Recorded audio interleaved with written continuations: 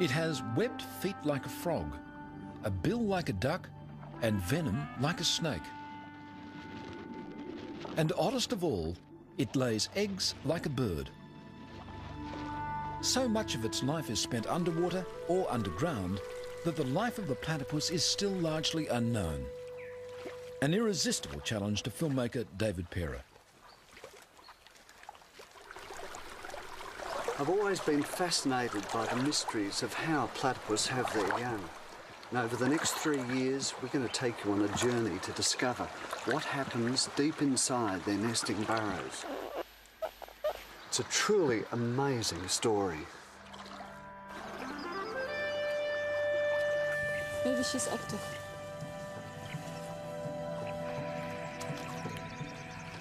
By tracking its daily life, researchers will help Parer reveal the most intimate moments in the life of what is surely the strangest animal on Earth.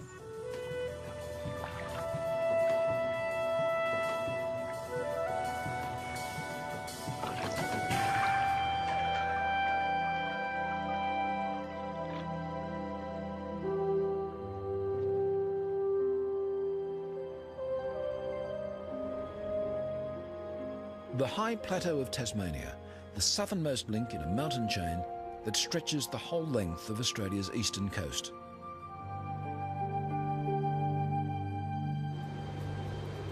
When the winter blizzards blow in from the Southern Ocean, life here gets tough.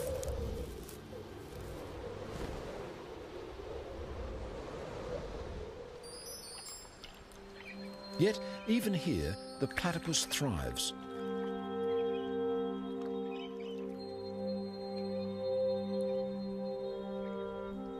Its thick fur provides near-perfect insulation as it forages for a sparse living in the frozen tarns.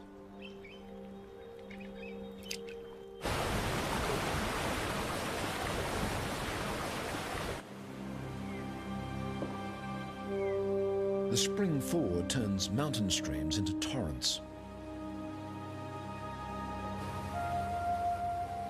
Humans are rare in the remote Tasmanian wilderness, but platypuses are plentiful.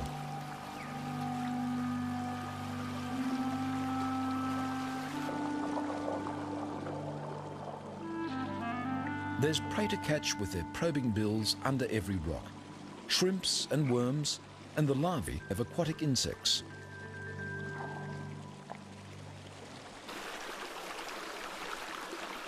I've looked for platypus up and down the east coast of Australia, but the wild rivers of Tasmania are the greatest place to find them. But even here, they're difficult to see. They seem to meld into the water and rocks, and then suddenly disappear. When Europeans first encountered it, the platypus seemed almost too weird to be real. The name comes from the Greek for flat-footed. Yet it was the creature's duck bill that most fascinated 19th century zoologists.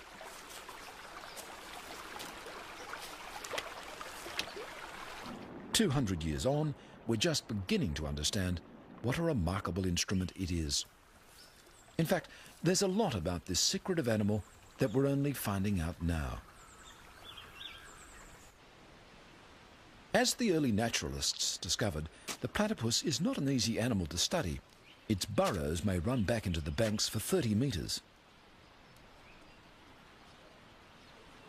And they soon learned to be cautious. They found that the venomous spur of an angry male caused pain and swelling that lasted for weeks.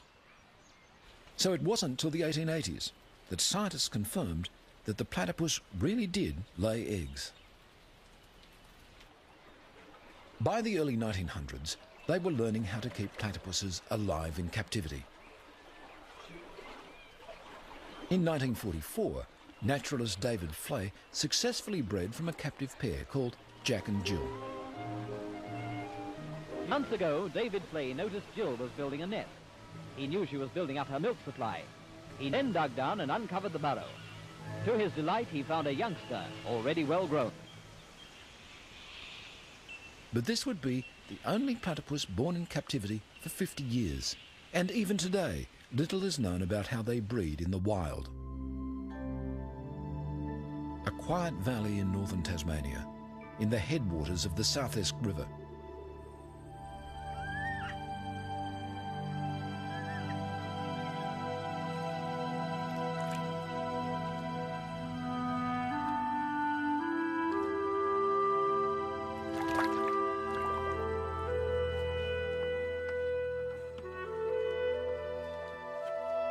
An unassuming farm dam proves an ideal site for biologist Nina Koch. She needs to trap a female platypus, the first step in an ambitious project. It's really unbelievable that these farm dams can be such a good place for platypus to live in. They seem to be enormously productive, ideal habitat for females to breed in.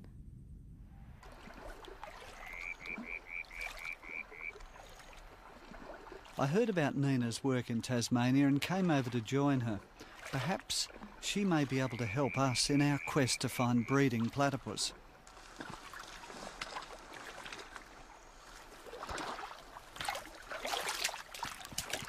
Nina has been fascinated by the platypus ever since she saw one on TV as a child.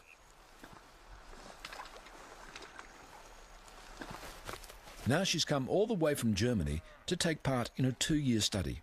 The aim? To find out more about how female platypuses raise their young. First, Nina measures the platypus's exact dimensions. The tiny craters in her leathery bill are receptors. Some are sensitive to touch, others to the minute electrical impulses emitted by her prey.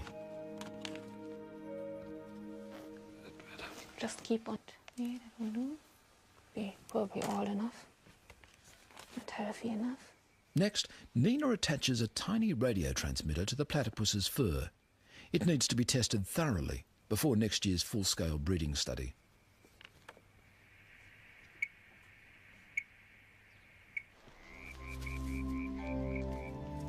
Nina decides to call the female Shy, after a platypus character in a children's book.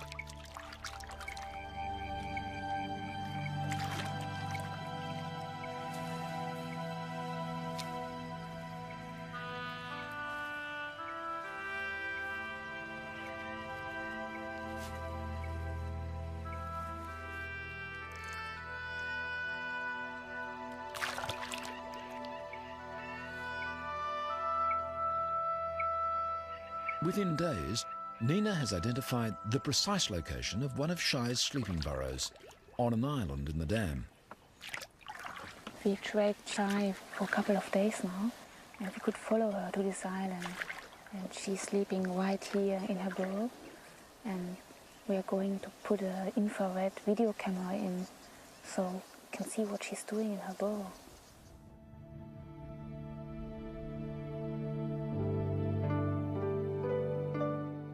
Just before dawn, Shy returns to sleep.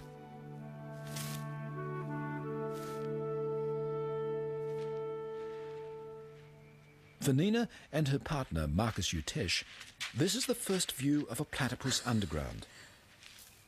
There she is. She's coming in. Next year, they'll try to get a camera inside the burrow of a breeding platypus. That is absolutely great. Wow.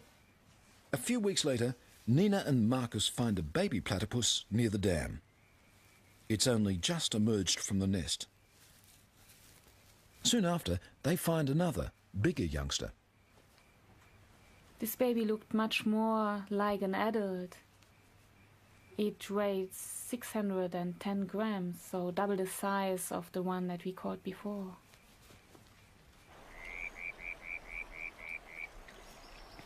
We released this baby in one of the farm dams, and then it started immediately to feed along the border of the lake.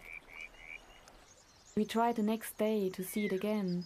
I sat on the pontoon and paddled towards the little platypus. He just stopped feeding and suddenly even came closer to me. He was by far more curious than afraid. Nina is hooked. This will be an ideal location for next year's study.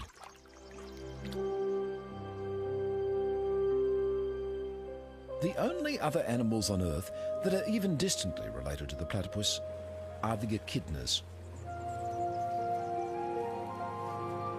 Like the platypus, the short-beaked echidna has looked much the same since the age of the dinosaurs.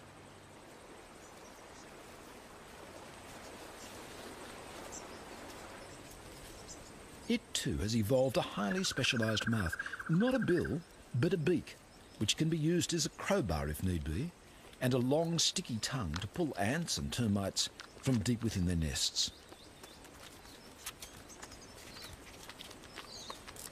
Despite their different lifestyles, the echidna and the platypus share one crucial characteristic. They're the only surviving members of an ancient group of egg-laying mammals, the monotremes.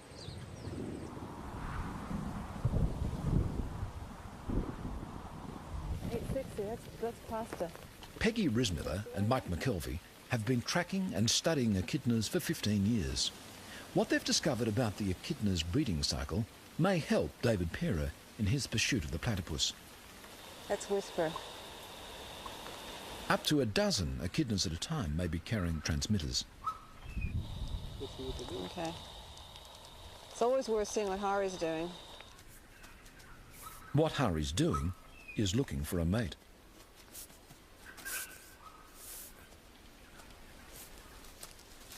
Mostly, echidnas lead solitary lives, but when a female comes on heat, males will gather from far and wide. But the females emit a scent, and the scent is called a pheromone, and it's something that humans often can't smell, but obviously the males can smell it. The pheromone, of course, would be able to go cross-country on wind and attract the males. And we've seen males cross this peninsula several times and then eventually end up with a female. Hari and several other males are already here, and Whisper is on his way. Yep, he's there. Whisper joins what's called an echidna train, a group of males all paying court to a single female. Okay. She had no burrow over here? A train can stay in place for up to a week, with the males constantly jockeying for position. They must be patient, but ready for instant action. Mating will take place just once, when the female decides that the time and the partner are right.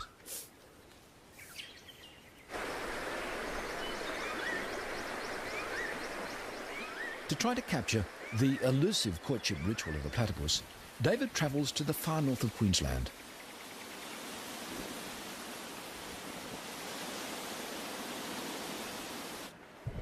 Here, in the tropical rainforest, the mating season has already begun.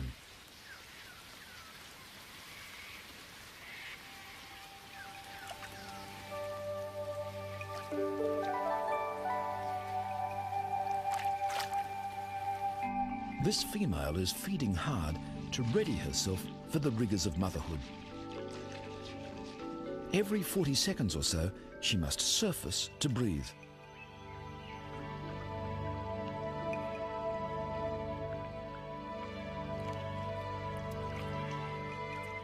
This is when she's most vulnerable. Eyes and ears are open wide, alert for danger.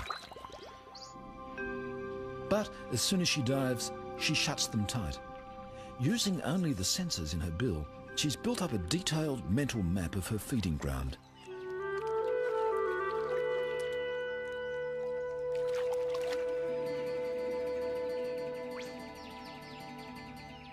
And she knows its inhabitants too, especially the resident cormorant.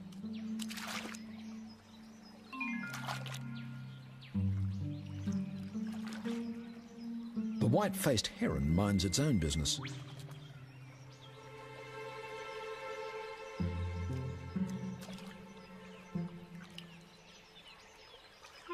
The cormorant minds the platypuses.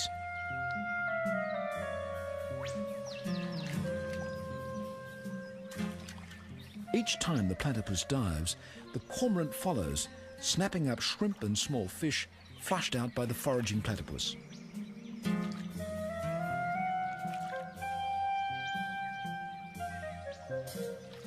And if the platypus rests too long between dives, the cormorant lets her know it.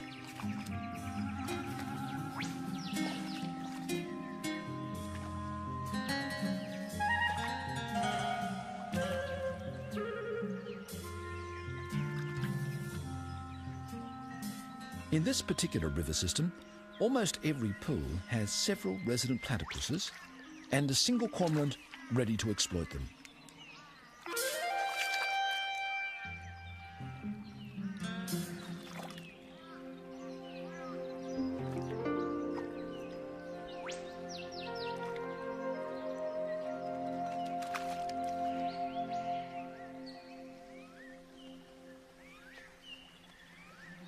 The other inhabitants of the pool give the platypus no trouble at all.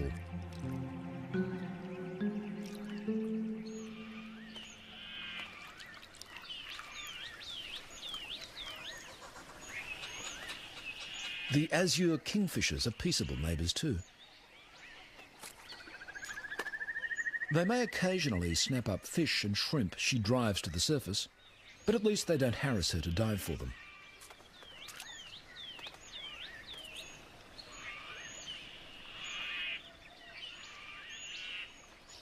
Most platypuses have a broader home range than a single pool. This muddy tributary to the main stream is a favourite feeding ground.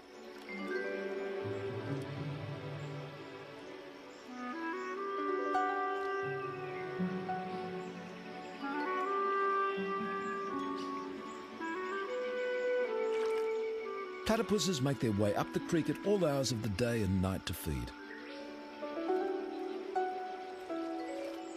They can sense the vibrations of their prey through the receptors in their bills.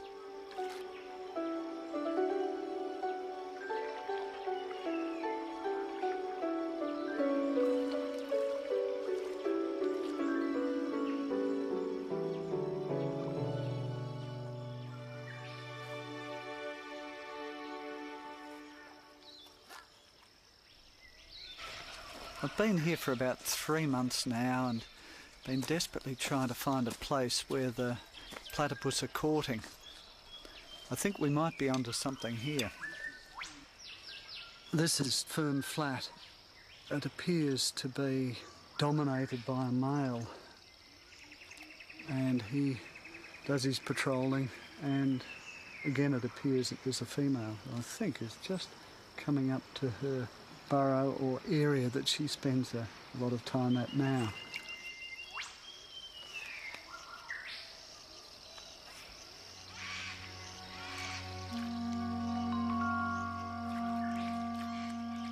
As the light begins to fade, the platypuses start to make their way further up the narrow creek.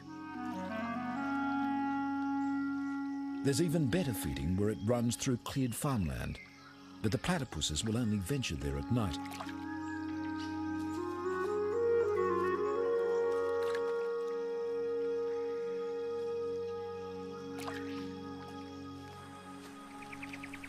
This is an ideal creek to film platypus with an infrared camera.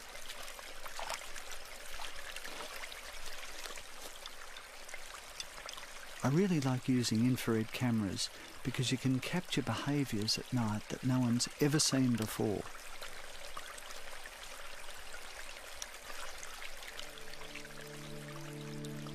We put up a red light. The platypus can see the red light, but they don't seem to be disturbed by it. Sitting there beside the bank of the river with the water running through my boots and the legs of the tripod in the water, as the animals slowly worked their way up towards me, they would stop and glance up and then keep on coming. They were totally unafraid.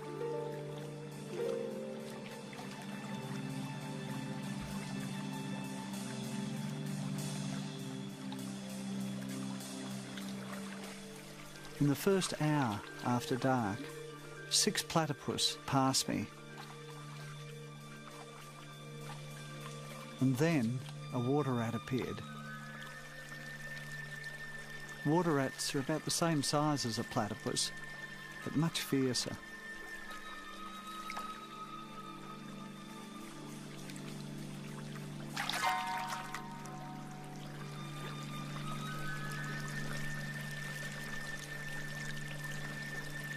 A few nights later, David Perra sets up his infrared equipment on a bridge overlooking the main river. Just below the bridge, a big male platypus has established his home range.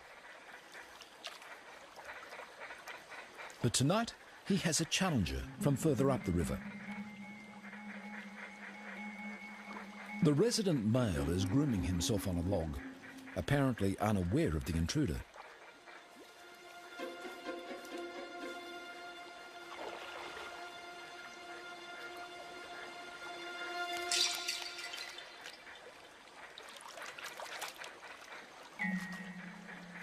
Despite being caught by surprise, the resident male has won the encounter easily. He hasn't had to use his most damaging weapon. The poisonous spur on his hind leg is fed by a venom gland that in the breeding season reaches its maximum size. Day and night now, the big male patrols his home range.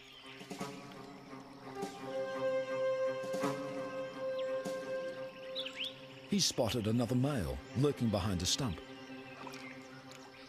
Without hesitation, he steams into battle.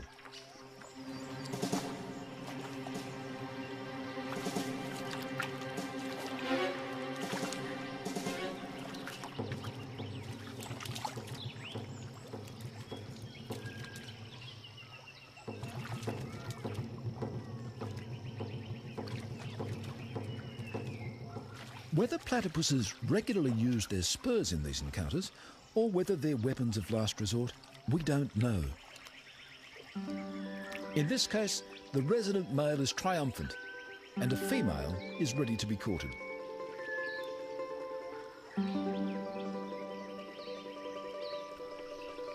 The male grasps the female's tail, and the courtship dance begins.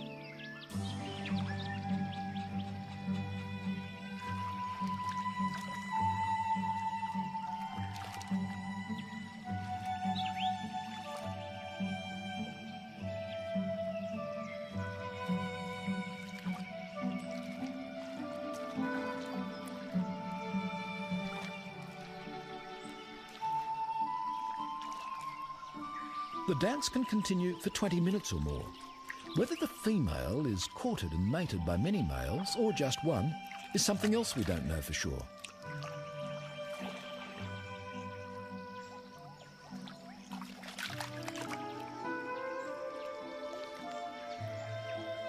Finally, it looks as though the male mounts the female and mating takes place.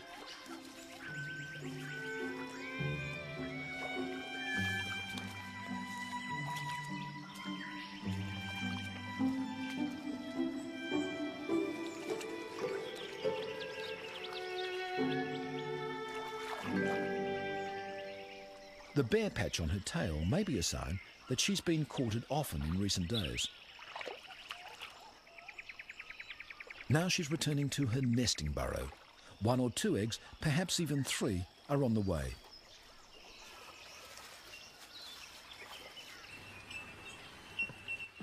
Healesville Sanctuary in southern Australia.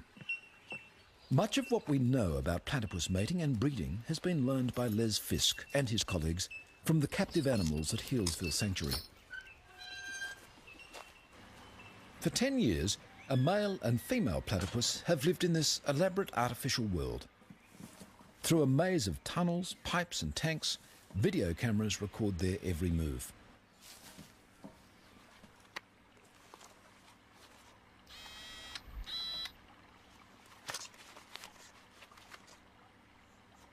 Two years ago, for the first time since David Flay's success in the 1940s, Fisk managed to breed platypuses in captivity.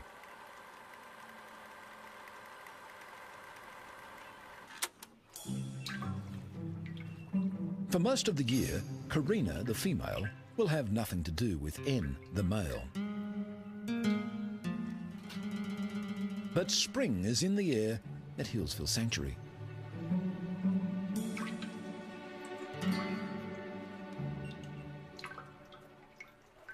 David Perra has already been manning his remote cameras for 2 weeks. Today, finally, the preliminaries are over and the serious courtship has begun.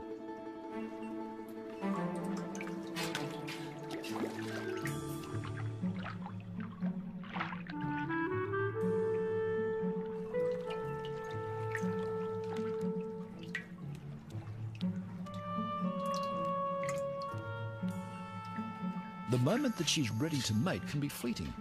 N is determined that he's the one who'll be around when that moment comes.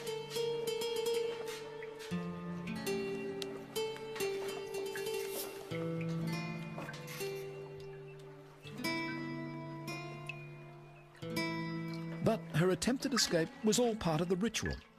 Karina soon returns to the dance.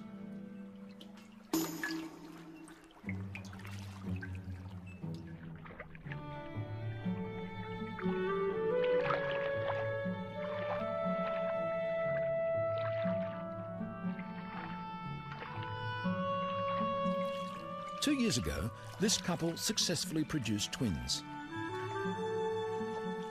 Judging by the way the courtship is consummated, the signs are good for this season too.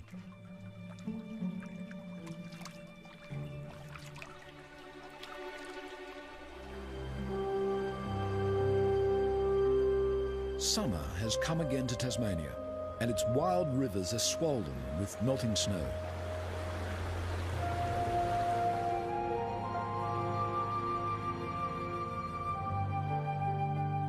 In a quiet backwater, as temperatures rise and the days lengthen, a female platypus is collecting material for her nest.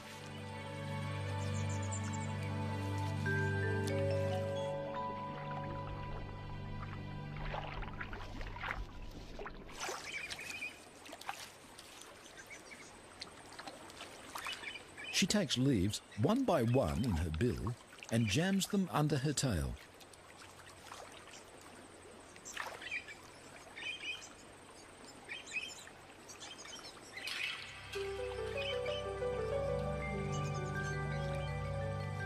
To safeguard it from flooding, she's dug the entrance to her burrow several metres up the steep bank.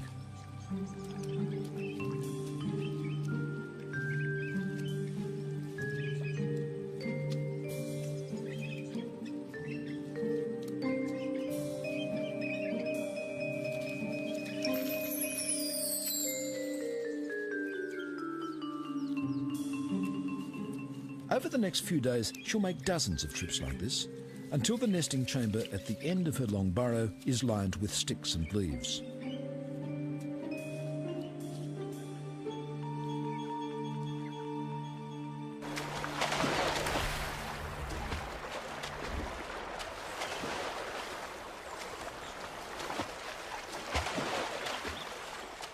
Back on the South Esk River, Nina Kosh and Marcus Utesh are joined once again by David Pera for the start of a new season's work.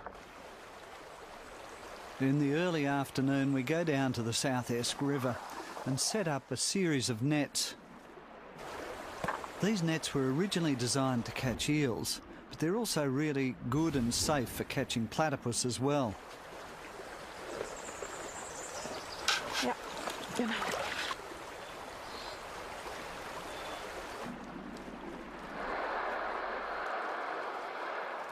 They position the nets across the water flow to trap the nightly traffic of platypuses as they feed up and down the river.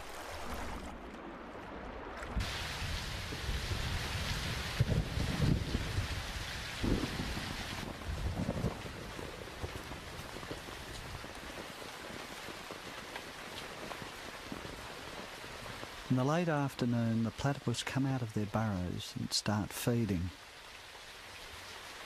They're very good at avoiding nets because their sensitive bill can pick up the water flowing through the mesh. Many evade the nets, but eventually we catch one.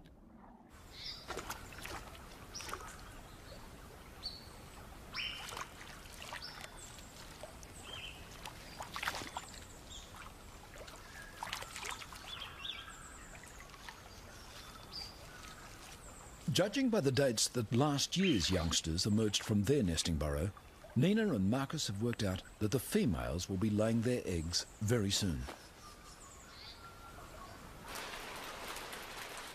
Now is the time to fix radio transmitters to them.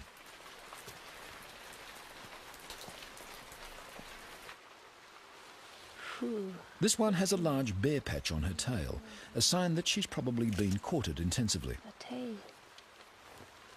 Yeah, that on all the animal. This might be a mating mark. All the fur is away from the tail, surface. They discovered that she's one of the females they trapped and tagged last year. In fact, it's their old friend, Shy. 80-17, that's Shy. Wow. We got Shy back. We'll come back. Great.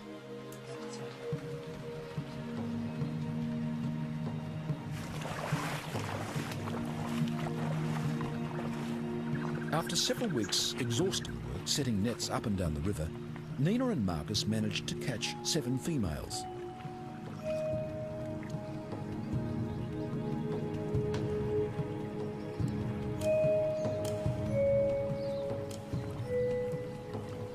Each one is fitted with a new transmitter and released back into the river exactly where she was caught.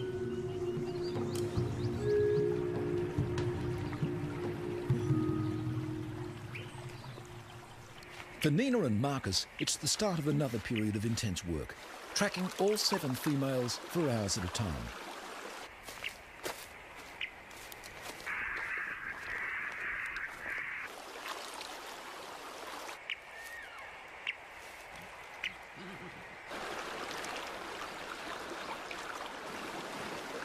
They find there's a wide variation in the platypus's behaviour. Some feed mostly in daylight. Others sleep during the day and feed all night. Some travel a kilometre or more up and down the river each feeding session.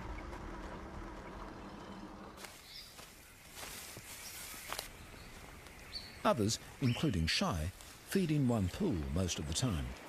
Where's the strongest signal coming from? Downstream or? Nope. She must be sitting in there. Wow. Shy sleeps in the same burrow each day. Nina and Marcus want to pinpoint its exact location because there's a good chance it's where she's built a nest and is nursing her young.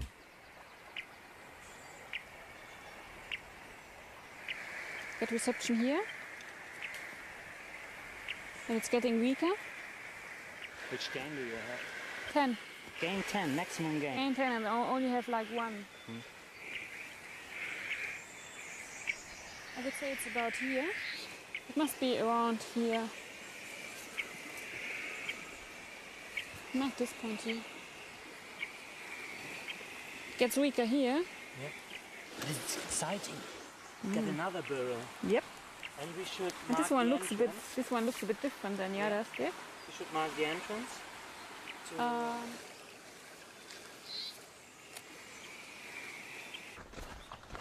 Meanwhile, Peggy Rismiller and Mike McKelvey are still keeping track of their echidnas. You think try again from here? Oh yeah, right towards that cypress. 3 weeks ago, this female was at the head of a mating train. She should by now have laid an egg.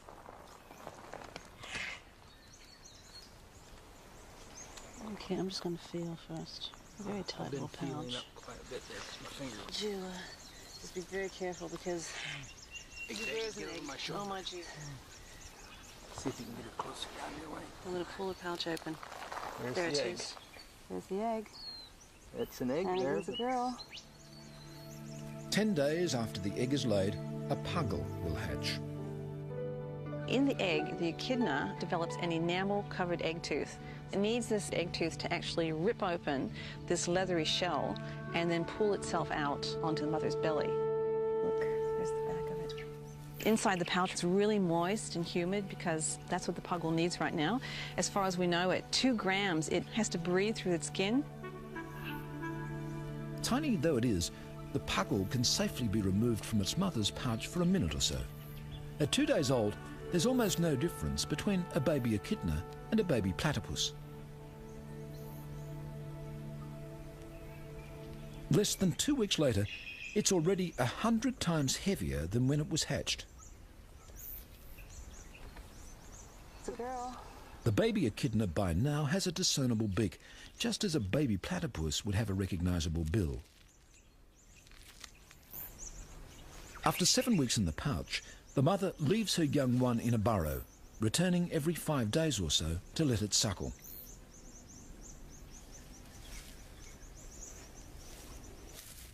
Instead of nipples, the mother has specially adapted paws clustered in patches on her tummy. As the baby suckles, the mother expresses the milk through her skin. It doesn't need its eyes. I think it's like all very small animals. They go on scent. And so the young is scenting where the milk patch is. At 6 months, the young one is almost ready for independence.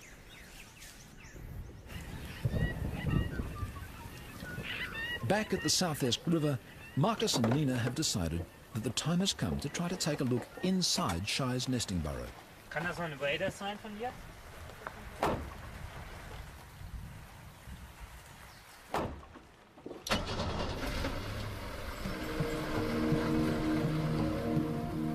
Shy has been feeding regularly for 16 hours in every 24, returning to the same burrow each day to sleep. They're sure she's nursing young.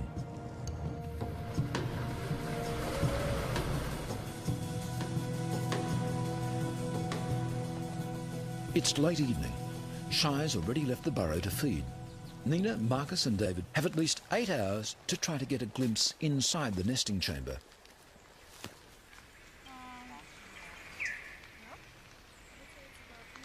First, Marcus drills a hole carefully into the burrow roof. Frequent measurements over the past 2 weeks have taught him exactly where and how deep to drill.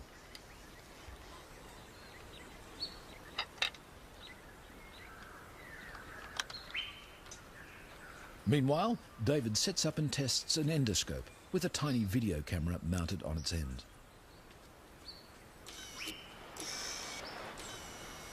So down is like that. Yep. So straighten it up.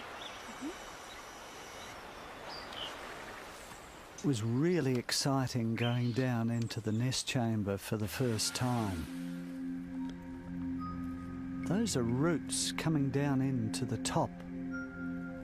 And then we saw the entrance to the chamber itself. And the nest was a really complex structure.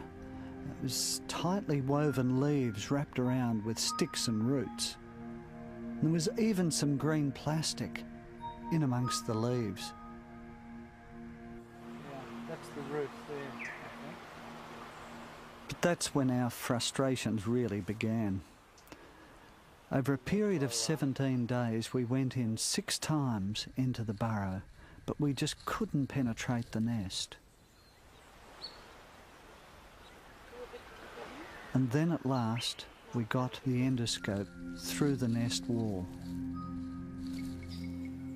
We first glimpsed a tiny bit of flesh through the leaves.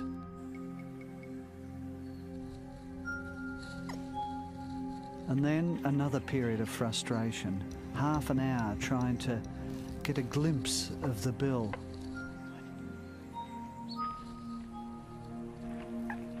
Oh, it's a platypus. Yes. The bill looked huge through the endoscope, but it was really only a centimetre long. The front feet already had claws. And then, to our amazement, we saw there were 2 babies, not one, crammed into the tiny nest.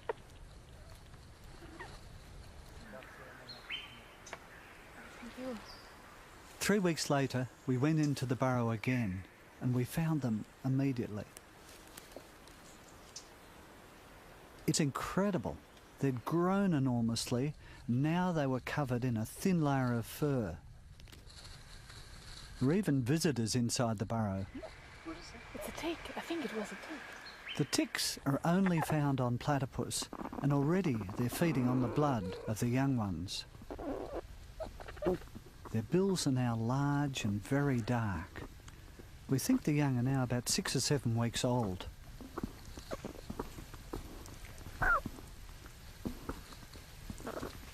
We're eager to see how the various parts of their body have developed. Their front feet have webbing between the toes, and on their back foot is the beginnings of a spur. The smaller one is female. The larger one has a much bigger spur, It's obviously a male. We called him Bigfoot.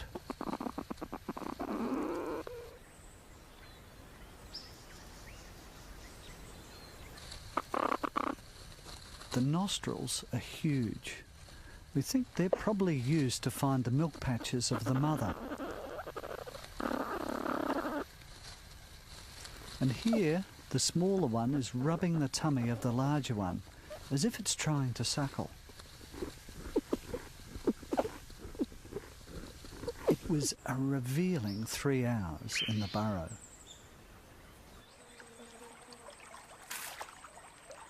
Nina is spending hours each day by the riverbank recording Shy's feeding patterns.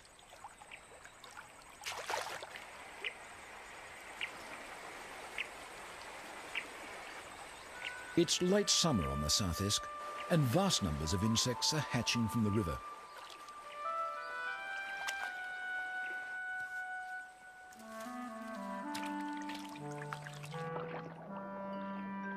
It's an ideal time for Shy to be feeding her young.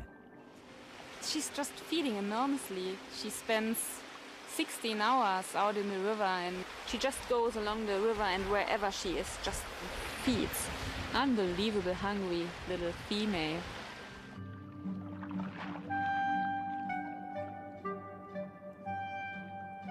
A nursing platypus will consume up to half her body weight in food every 24 hours.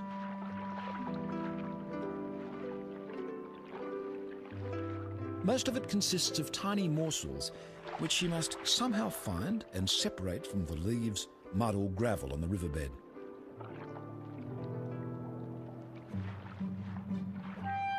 When she gets to the surface, she chews with a sideways motion of her grinding pads, separating out and swallowing the food.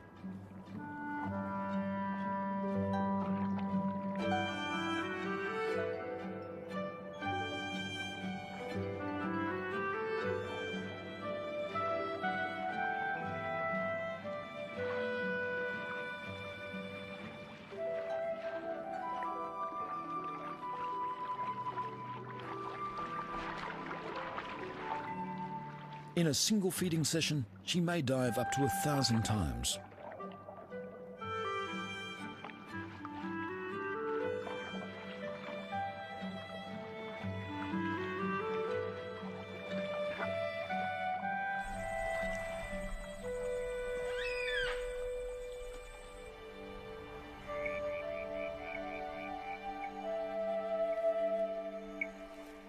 Tonight, the team plan to go into Shy's burrow once again. So, while Nina tracks Shy to make sure she's out feeding, the team drills a new hole into her nesting chamber.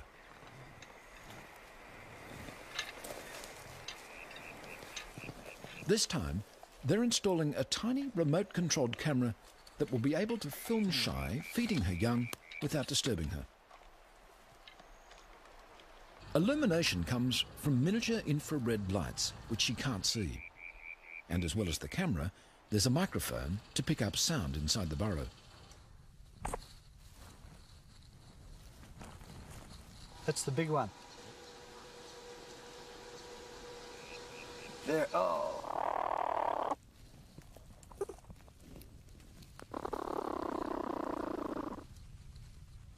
The babies are now about 13 weeks old.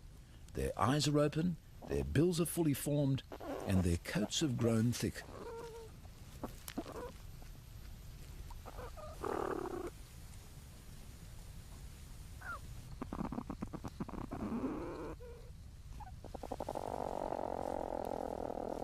While Bigfoot plays with tree roots in the roof of the chamber, the smaller one is perhaps getting ready to take on solid food.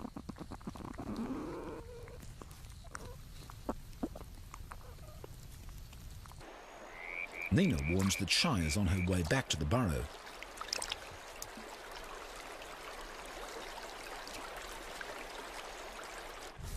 As she approaches the nesting chamber, she unblocks the earthen plugs which she set there to protect her young.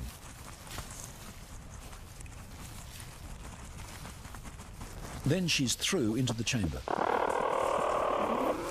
Here we go.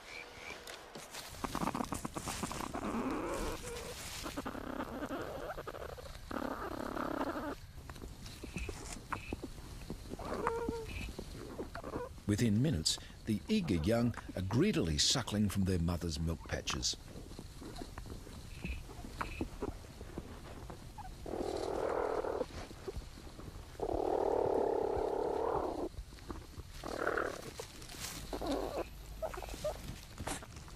But the team is about to see behaviour that no one has ever seen before.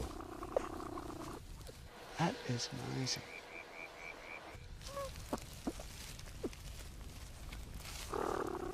The young stopped suckling and then began to rub their mother's bill. Are they taking food from her? Perhaps getting a taste of those little animals that they themselves will be eating in the next few weeks? Or are they drinking her saliva? Maybe getting some of the bacteria that will strengthen their immune system.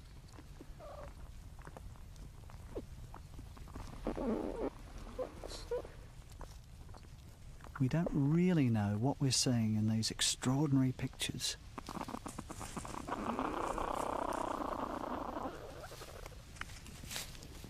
Soon, Shy has had enough. She busily rebuilds the nest around her young.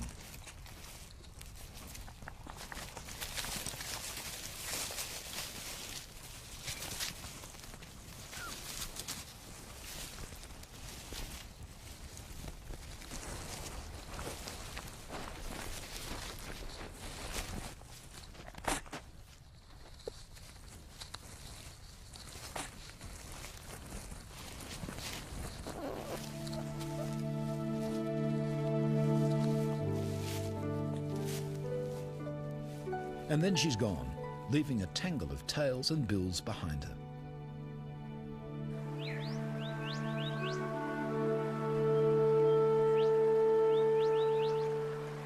Ten days later, on watch as usual beside Shy's pool, Marcus and Nina spot one of the young platypuses in the water.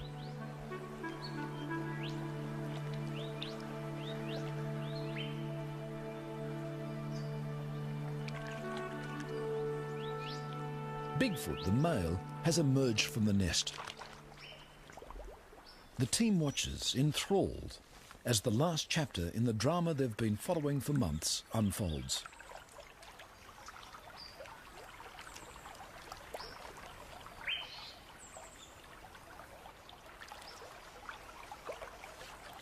Bigfoot needs no tuition from his mother.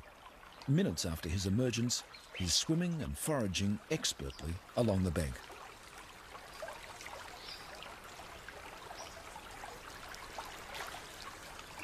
He asserts his independence swiftly. Within a few weeks, he's travelling well upstream from his mother's pool. Soon, he'll have to leave this rich feeding ground. He's trespassing on the home range of older, larger males.